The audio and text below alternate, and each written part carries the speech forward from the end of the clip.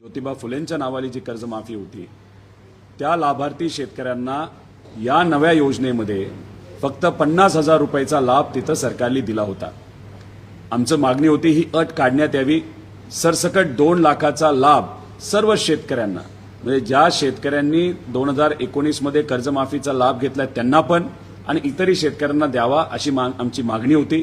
दुसरी मागणी आमची जी होती ती होती जे रेग्युलर असणारे शेतकरी आहेत त्यांना तुम्ही 26-27 वर्षाची जी अट टाकली, म्हणजे जे वर्ष अजून संपलं नाही, म्हणजे 1 वर्ष त्यांना थांबावं लागलं असतं, ती अट सुद्धा तिथं काढण्यात यावी।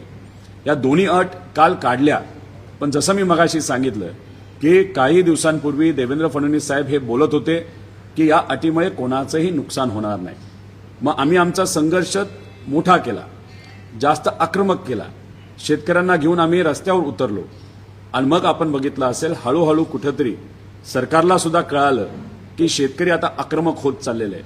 शेतकऱ्यांना कळालेलं आहे या अटीमुळे आपलं नुकसान होणार आहे आणि मग अनेक वेळा सरकारबरोबर आम्ही चर्चा केली, मुख्यमंत्री साहेबांबरोबर चर्चा केली, परदेशी जे या कर्जमाफी योजनेचे जी काही समिती होते त्याचे प्रमुख होते त्यांच्याबरोबर एकदा चर्चा केली। दुसऱ्यांदा जेव्हा चर्चा करण्याची वेळ आली दुर्दैव असं ते त्या बैठकीला आले नाही।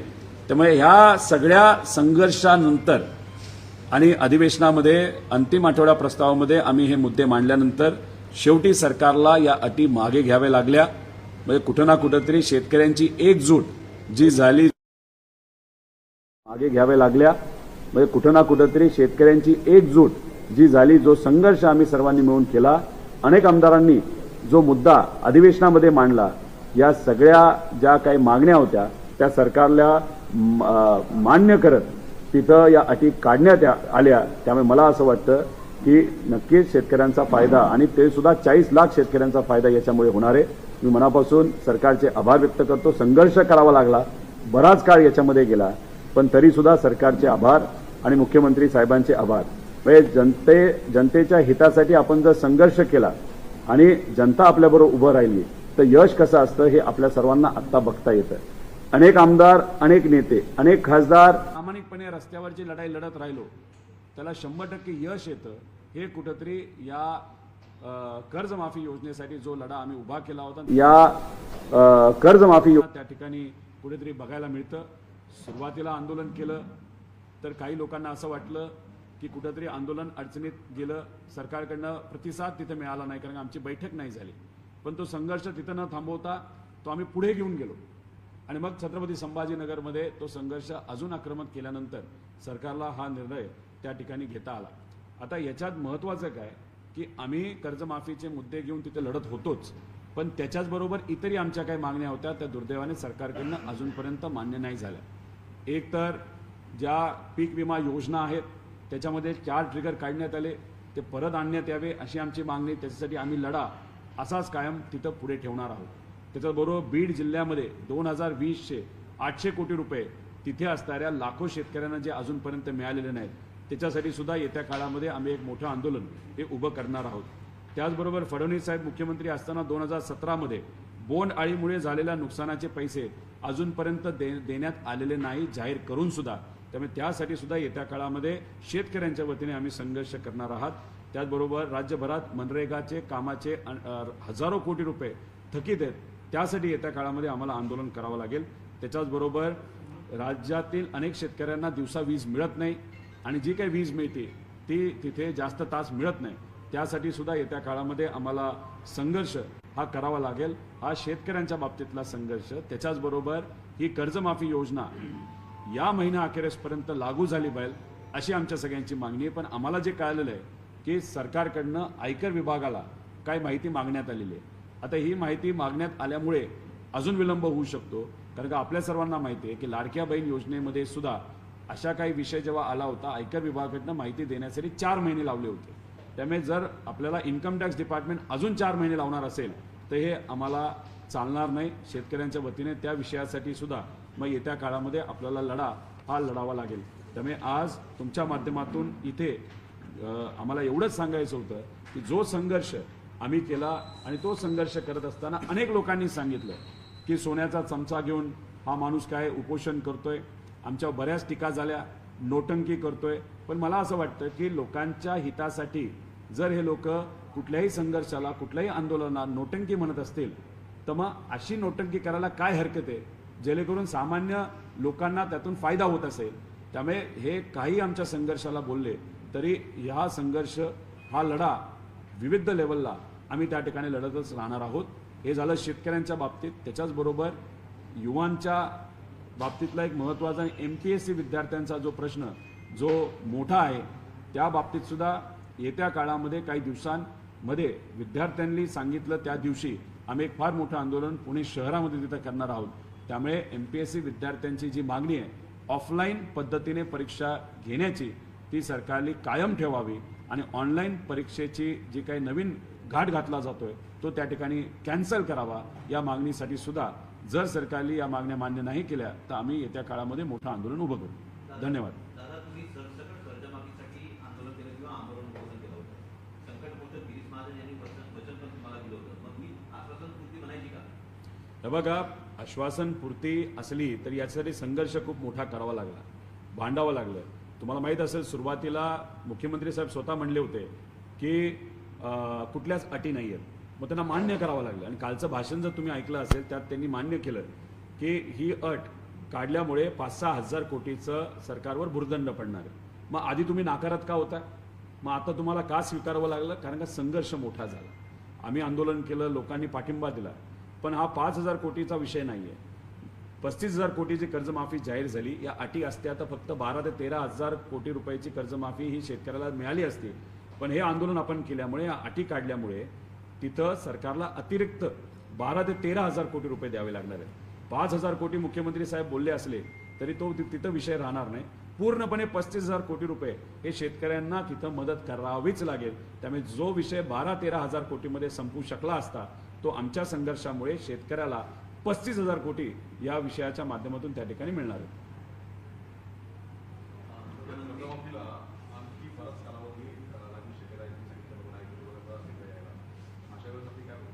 नाही, जर पुढच्या काही दिवसांमध्ये ही कर्जमाफी झाली नाही, सरकारकडनं GR मध्ये बदल केला गेला नाही, आयकर विभागाचं कारण देऊन अजून काही वेळ याच्यामध्ये जर सरकारने घेतला नाही तर घेण्याची भूमिका दाखवली तर मग महिना अखेरीस आम्हाला पर्याय राहणार नाही. मग अजून एक मोठं आंदोलन हे आम्हाला तिथं उभं करावं लागेल.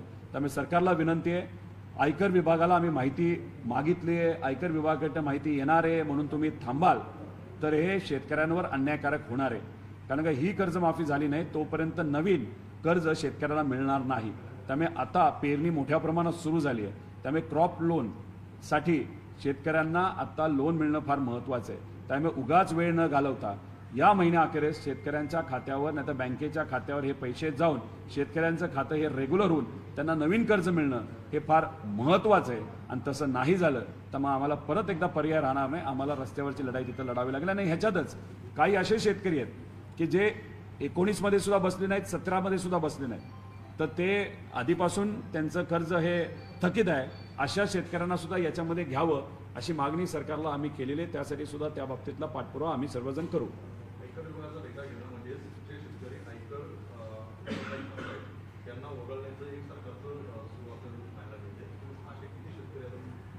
नाही, याच्यातून बरेच 3-4 लाख शेतकरी कदाचित वगळले जाऊ शकतात.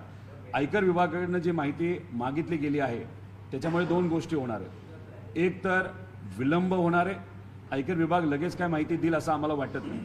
4 महिने सुद्धा घेऊ शकतं. त्यामुळे मग 4 महिने तुम्ही शेतकऱ्याला कर्जमाफी देणार नाही का?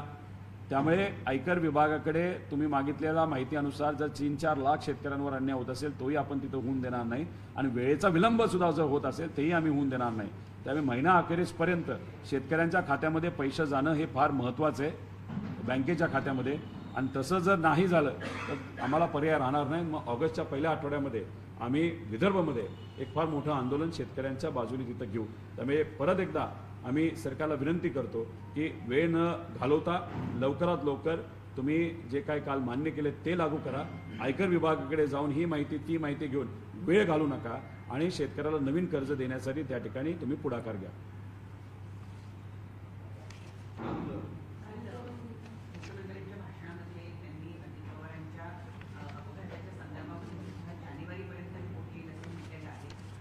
खरं तर तुम्ही अगदी 2-3 महिन्यापासून या संपूर्ण प्रकरणामध्ये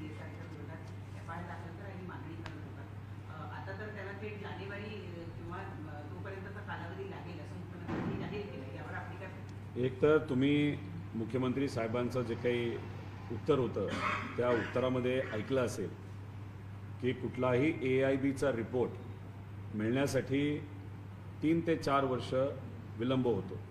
ते त्यांनी मान्य केलं, म्हणजे जे आम्ही सांगत होतो. आणि आम्ही जेव्हा CIDकडे जायचो नाही तर CBIकडे हे प्रकरण द्या असं सांगायचो तेव्हा मुद्दामून खरं तर हे सांगणं पण चुकीचं आहे सरकारचं नाही तर त्या विभागाचं. AIBचा रिपोर्ट आल्याशिवाय आम्ही तपास करू शकत नाही, कारण AIBचा रिपोर्ट हा टेक्निकल रिपोर्ट आहे. विमान कसं पडलं, का झालं, काय झालं. क्रिमिनल अँगल जे आहे की म्हणजे कोण कोण असू शकतं, त्या कंपनीच्या मालकांचे कोणाकोणाबरोबर संबंध आहेत आणि मग अजितदादांचं जे काही विमान आहे ते धुक्क असताना सुद्धा का उडून दिलं, तर हे सगळं झालं क्रिमिनल. तर FIR आम्ही जो FIRची जी मांग करत आहोत ते क्रिमिनल इन्व्हेस्टिगेशनसाठी. त्यामुळे AIBचा रिपोर्ट जो 3-4 वर्षाला येणार आहे तो जर एका वर्षात म्हणजे अजितदादांच्या पहिल्या पुण्यतिथीच्या आधी येत असेल तर काही प्रमाणात आपण जे मुद्दे मांडले तुमच्या मीडियाच्या मदतीने त्याला यश आल्यासारखं आपल्याला म्हणावं लागेल की 3-4 वर्ष न थांबता एका वर्षातच तो तिथं रिपोर्ट येतो. पण तो रिपोर्ट येत नाही म्हणून तुम्ही जर कारवाई करत नसताल, FIR करत नसताल, CBIकडे देत नसताल, CID जर तिथं काम करत नसेल ते सुद्धा अन्यायकारक आहे. त्यामुळे काल मी सुद्धा प्रत्युत्तर त्या ठिकाणी देत असताना सरकारला विनंती केली की FIR तुम्ही करा, कारण का आम्हाला क्रिमिनल अँगल आहे. आम्हाला शंका आहे याच्यामध्ये काहीतरी क्रिमिनल झालं असेल, नाही तर अजितदादांच्या ॲक्सिडेंटबद्दल काहीतरी कॉन्स्पिरसी असेल, कुणीतरी मुद्दामून हा ॲक्सिडेंट घडून आणला असावा आणि ते शोधण्यासाठी FIR नाही तर CID नाही तर CBIकडनं ती एन्क्वायरी करणं महत्त्वाचं आहे. विमान टेक्निकल गोष्टी AIB करते, त्यामुळे दोन्ही तपास एका वेळेस जर तिथं होणार असतील तरच अजितदादांना न्याय आपण देऊ शकतो. पण सरकारकडनं त्या बाबतीत कुठेही सकारात्मक उत्तर आलेलं आम्हाला जाणवलं नाही. त्यामुळे जेव्हा अजितदादांना येत्या 28 तारखेला 6 महिने होतील त्यावेळेस एक खूप महत्त्वाचं आणि VSR कंपनीबद्दल आणि त्यांचे जे काही संबंध काही चुकीच्या प्रवृत्तीच्या लोकांबरोबर कसे आहेत आणि इतर काही गोष्टींवर एक फार महत्त्वाची प्रेस कॉन्फरन्स मी मुंबईमध्ये 28 तारखेला तिथं घेणार आहे. दादा, दुसरीकडे कॅगने एक अहवाल सादर केला आहे. या अहवालामध्ये जवळपास 3,500 कोटी शासकीय खर्च झाल्याचा ठपका त्यांनी ठेवला. म्हणजे कुठल्याही बजेटरी सरकारी अभ्यास केला नाही. आर्थिक म्हणजे कुठं कशावर? महानगरपालिकेवर ना.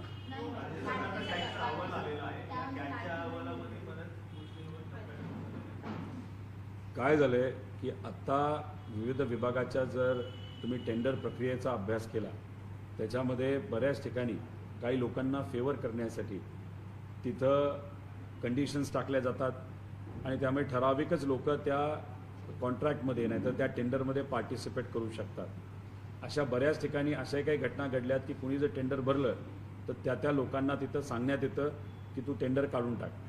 त्याच्याचबरोबर आपण या महाराष्ट्रामध्ये जर अभ्यास केला तर मोठे मोठे टेंडर जे आजपर्यंत दिले गेलेत त्याच्यामध्ये बहुतांश कंपन्या या आंध्र प्रदेशच्या आहेत नाही तर गुजरातच्या आहेत. तुम्ही जलजीवन मिशनमध्ये जर बघितलं त्यात पाईप ज्या आहेत ज्या खराब क्वालिटीच्या दुर्दैवाने आहेत त्या बहुतांश 60 ते 70% पाईप या देशात 8 लाख कोटी रुपये फक्त या जलजीवन मिशनवर तिथं खर्च केलेत. त्यातले 4.5 लाख कोटी रुपये पाईपवर खर्च झालेत आणि या 4.5 लाख कोटीपैकी 3 लाख कोटीच्या पाईप या फक्त आणि फक्त गुजराती कंपनीकडनं घेण्यात आलेल्या आहेत.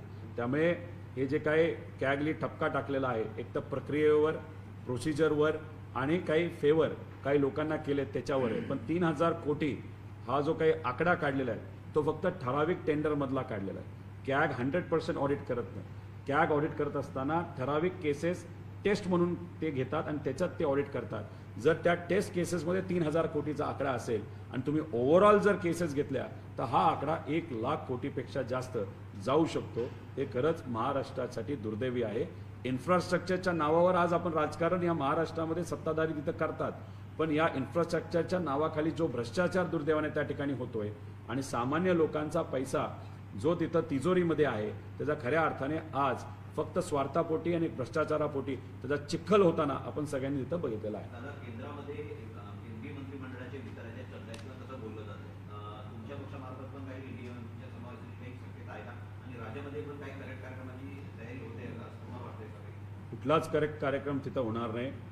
तुम्ही जर बघितलं असेल या कर्जमाफी योजनेमध्ये सुद्धा लपून फसून नुसतं GR तिथं काढला आणि तो तिथं पास करण्यात येणार होता.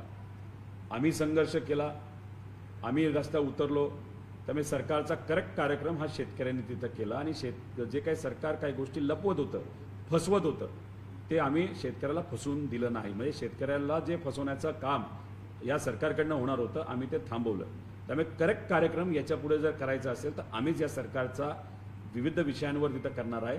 राजकीय दृष्टिकोनातून आमच्या पक्षाबद्दल तुम्ही विचारलं तर आमच्या पक्षातले आमदार आणि खासदार हे कुणीही NDAमध्ये सामील होणार नाही, नाहीतर काँग्रेसमध्ये सुद्धा आमचा पक्ष हा विलीन होणार नाही, हे आमच्या नेत्यांनी सांगितलं आणि आम्ही वारंवार त्या ठिकाणी आपल्या सर्वांना सांगत आहोत. तर संजय राऊतांनी दावा केला की देवेंद्र फडणवीस यांच्यानंतर मुख्यमंत्रीपदाचे सूत्र जे आहे ती बावनकुळे यांच्याकडे जातील, एकनाथ शिंदे यांच्याकडे सुद्धा ही मुख्यमंत्रीपदाची धुरा जाणार आहे.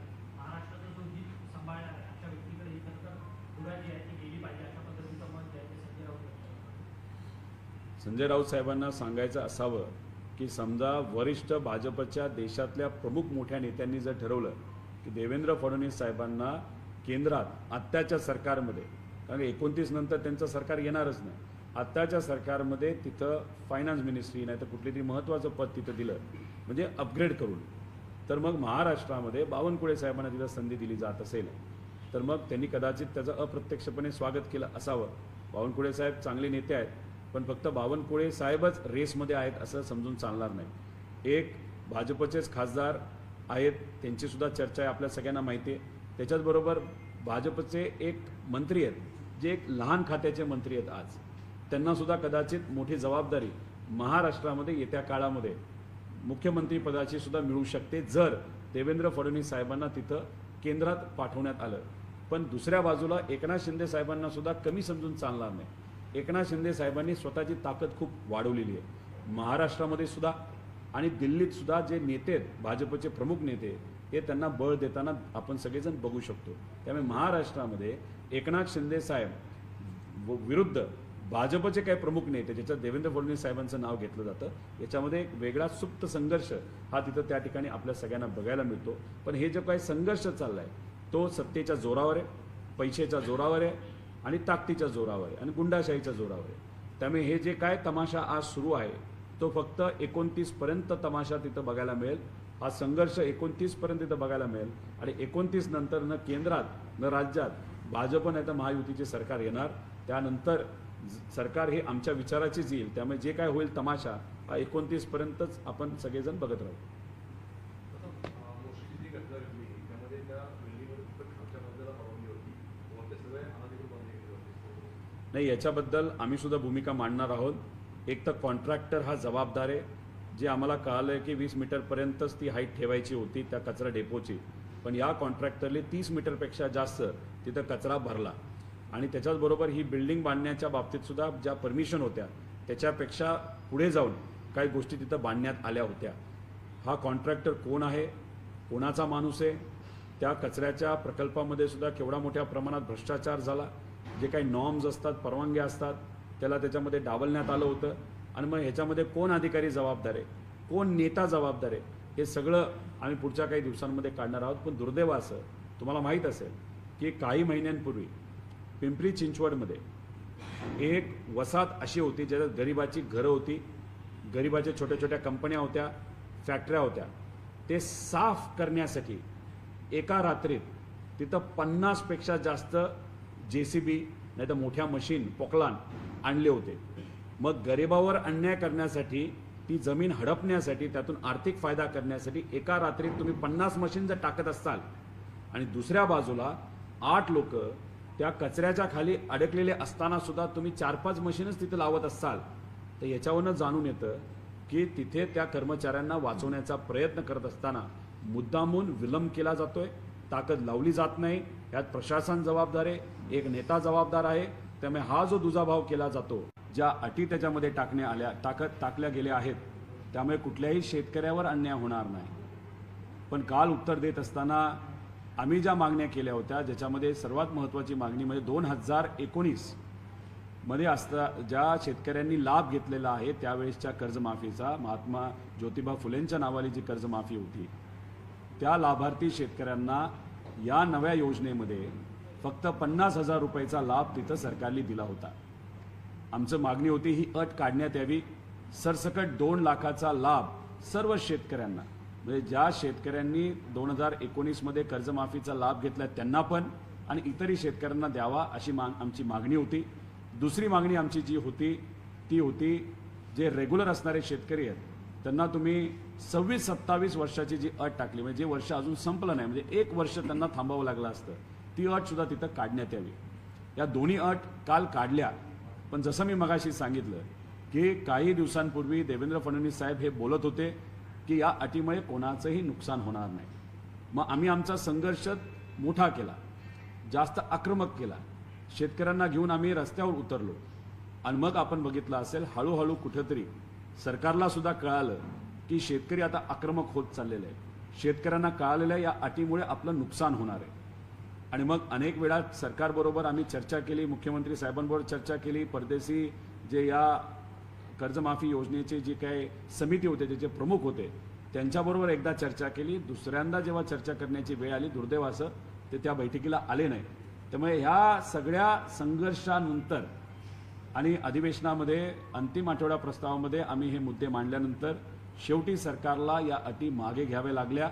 म्हणजे कुठं ना कुठंतरी शेतकऱ्यांची एकजूट जी झाली, जो संघर्ष आम्ही सर्वांनी मिळून केला, अनेक आमदारांनी जो मुद्दा अधिवेशनामध्ये मांडला, या सगळ्या ज्या काही मागण्या होत्या त्या सरकारला मान्य करत तिथं या अटी काढण्यात आल्या. त्यामुळे मला असं वाटतं की नक्कीच शेतकऱ्यांचा फायदा आणि ते सुद्धा 40 लाख शेतकऱ्यांचा फायदा याच्यामुळे होणार आहे. मी मनापासून सरकारचे आभार व्यक्त करतो. संघर्ष करावा लागला, बराच काळ याच्यामध्ये गेला, पण तरीसुद्धा सरकारचे आभार आणि मुख्यमंत्री साहेबांचे आभार. म्हणजे जनतेच्या हितासाठी आपण जर संघर्ष केला आणि जनता आपल्याबरोबर उभं राहिली तर यश कसं असतं हे आपल्या सर्वांना आत्ता बघता येतं. अनेक आमदार, अनेक नेते, अनेक खासदार विकास व्हावा म्हणून सत्तेत गेले, पण आपण जर प्रामाणिकपणे रस्त्यावरची लढाई लढत राहिलो त्याला 100% यश येतं. हे कुठंतरी या कर्जमाफी योजनेसाठी जो लढा आम्ही उभा केला होता आणि त्याला यश आलं, त्याच्यातून आपल्या सर्वांना त्या ठिकाणी कुठेतरी बघायला मिळतं. सुरुवातीला आंदोलन केलं तर काही लोकांना असं वाटलं की कुठंतरी आंदोलन अडचणीत गेलं, सरकारकडनं प्रतिसाद तिथे मिळाला नाही कारण आमची बैठक नाही झाली. पण तो संघर्ष तिथं न थांबवता तो आम्ही पुढे घेऊन गेलो आणि मग छत्रपती संभाजीनगरमध्ये तो संघर्ष अजून आक्रमक केल्यानंतर सरकारला हा निर्णय त्या ठिकाणी घेता आला. आता याच्यात महत्त्वाचं काय की आम्ही कर्जमाफीचे मुद्दे घेऊन तिथे लढत होतोच, पण त्याच्याचबरोबर इतरही आमच्या काही मागण्या होत्या त्या दुर्दैवाने सरकारकडनं अजूनपर्यंत मान्य नाही झाल्या.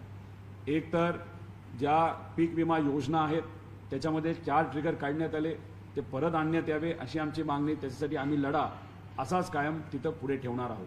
त्याच्याबरोबर बीड जिल्ह्यामध्ये 2020चे 800 कोटी रुपये तिथे असणाऱ्या लाखो शेतकऱ्यांना जे अजूनपर्यंत मिळालेले नाहीत त्याच्यासाठी सुद्धा येत्या काळामध्ये आम्ही एक मोठं आंदोलन हे उभं करणार आहोत.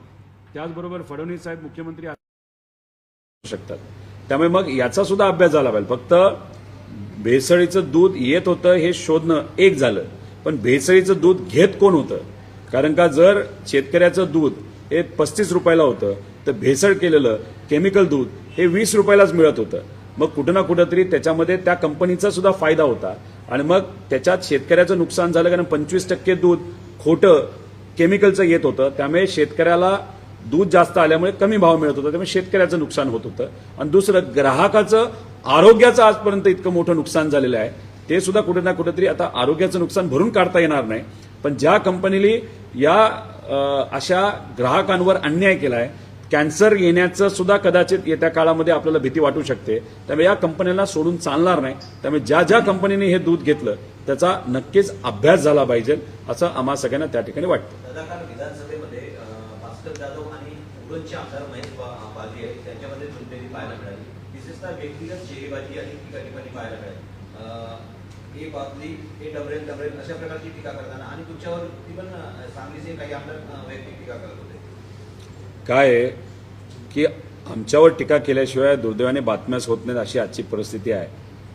त्यामुळे छोटे मोठे वरून त्यांच्या मोठ्या नेत्यांनी आधी त्यांना सांगितल्याशिवाय टीका न करणारे जे काही लोक आहेत ते बोलत राहतात, त्यांच्याकडे आम्ही दुर्लक्ष करत असतो.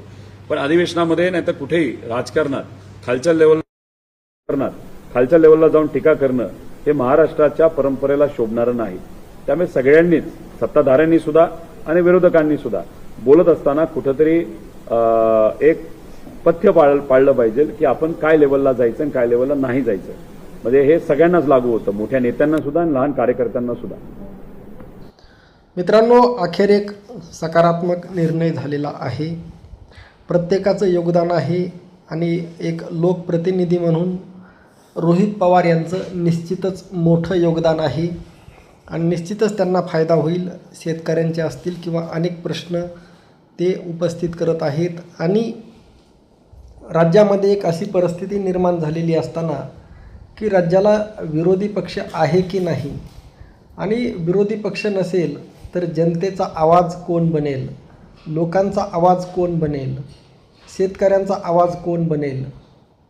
अनेक शेतकरी संघटना आहेत, रविकांत तुपकर असतील, डॉक्टर अजित नवले असतील, हे प्रत्येकजण आपापल्या पद्धतीने लढत आहेत आणि हे सगळं असताना या पार्श्वभूमीवर शेतकऱ्यांची कर्जमाफी झाली, यामध्ये सगळ्यांचं योगदान आहे आणि खरं तर एक चांगला टप्पा, एक चांगला निर्णय काल झालेला आहे.